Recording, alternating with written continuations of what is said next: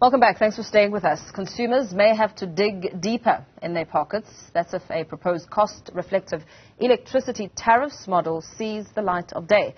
The National Energy Regulator of South Africa has started a review process to look into the efficacy of this model and the unbundling of the tariff price. The model is set to be introduced by the year 2026 and intended to rein in the power crisis in the country and provide some level of price stability. For more on this, we are joined by Hilton Trollip, an associate researcher at the UCT Energy Research Centre. Very good afternoon to you. Thank you for your time.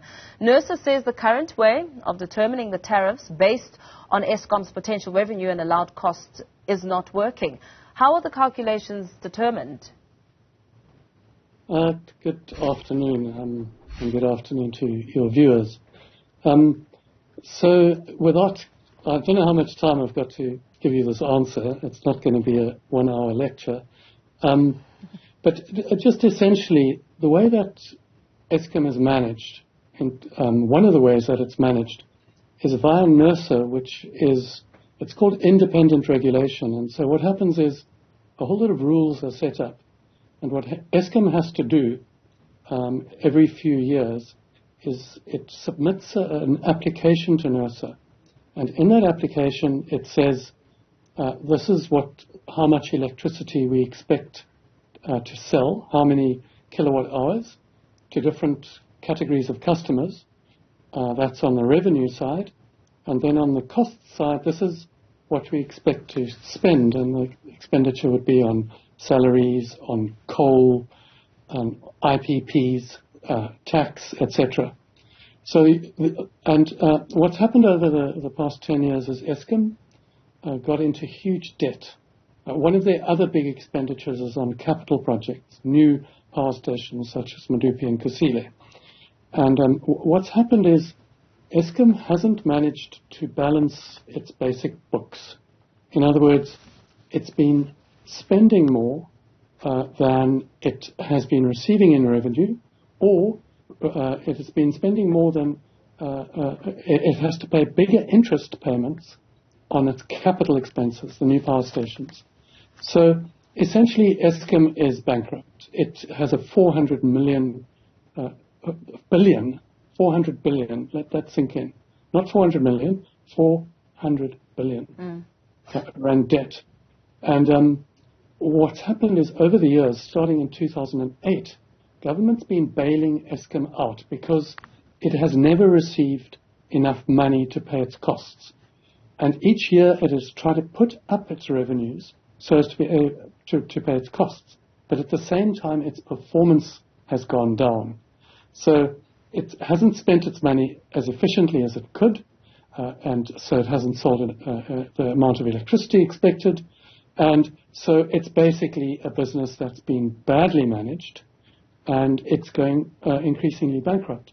So government has been bailing Eskom out. So this year it gave Eskom, I think, 32 billion. Last year it gave it something like 21 billion. The year before, 56 billion. That money is not revenue that comes to Eskom from selling electricity, but it's money that comes from taxpayers. So that's the background. So now Eskom's got a plan for the years to come. And if it looks at its planned expenditure on salaries, coal, etc., interest payments on its loans, and if it looks at its current tariffs, what it's charging for electricity, and how much electricity it's going to supply, basically the two don't balance. So it applies to NERSA. It puts in a really complicated, thick document, hundreds and hundreds of pages, and it says, these are all our costs, these are our plans.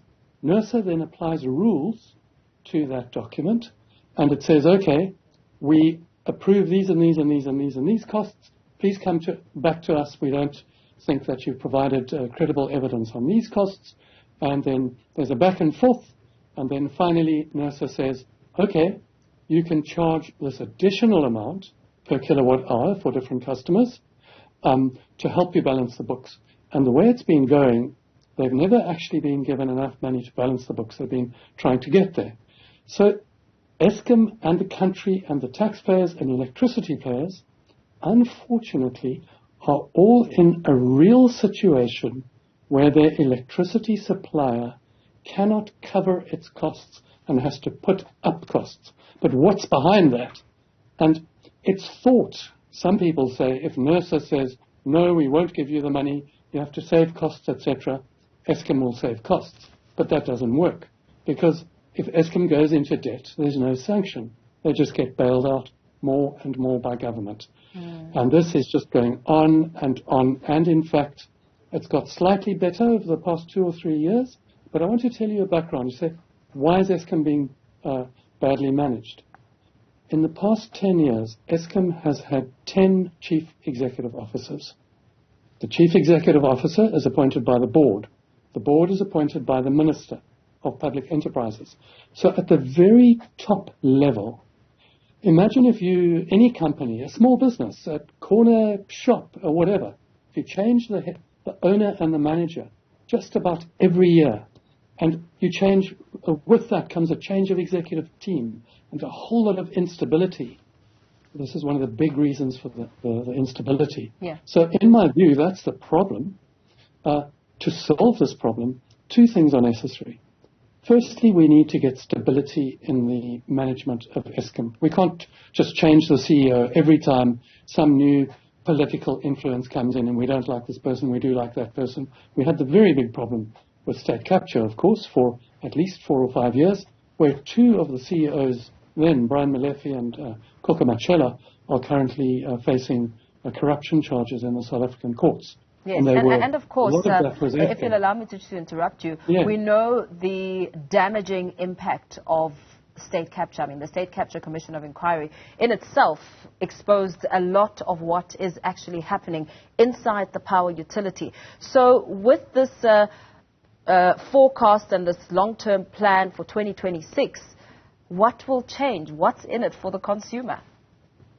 So what we hope will change, and this isn't necessarily driven by this tariff application, but driven by other processes, the corrupt people being charged, the corrupt people being moved out of Eskom, and then a stable executive management team, both in the board. So the board, half the board had resigned by about 2 months ago, and there's now a new board. That we get some stability, because you can't have executive management teams without stability. And then that through our parliament, we hold our ministers and the political parties that appoint them to account through our democratic processes. This is often a slow and unsatisfying process, but that's how democracy works. I'm hopeful at the moment that things are moving in the right direction. We are seeing more, getting rid of a lot of the corruption. We aren't seeing stability in the executive management, but we're still going to pay the price for years to come. Unfortunately, if we want to balance Eskom's books, either it has to come from revenue from selling electricity, or it has to come from taxpayers, which it is, or they've got to cut costs. And that cutting costs item is where it's really difficult, because cutting costs either means not giving salary increases, terminating people's employment if they're not necessary, and we know there's been a lot of political interference in appointment processes, etc. So we've got to find out who's really needed at Eskom, and also are people in there that are being given big salaries because they got jobs through political connections. So we've got to run through all those processes, but I'm hopeful that we're out of the worst years of state capture, and that we're getting stability. We've got this new board now. They're looking fairly stable. They're making credible statements. We've had an executive team headed by a CEO now in place for about 2.5, 3 years, I think. Yeah. He's been there with his team. So we just got to batten down the hatches now and hold these teams, keep them, hold them to account, get them reporting to us, get NERSA reporting to us, getting them as well, as I said, how much time have I got at the beginning of this, to explain these processes to us more. So, get NERSA, get Nhlanhla Gumede. He's the NERSA electricity regulator.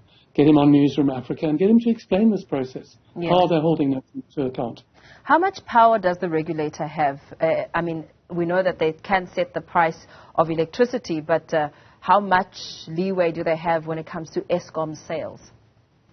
So, I mean, it's a big question in independent regulation. So it's not completely independent. So the way it works is there's a methodology that's agreed on, and that's a big document in itself. These are the rules.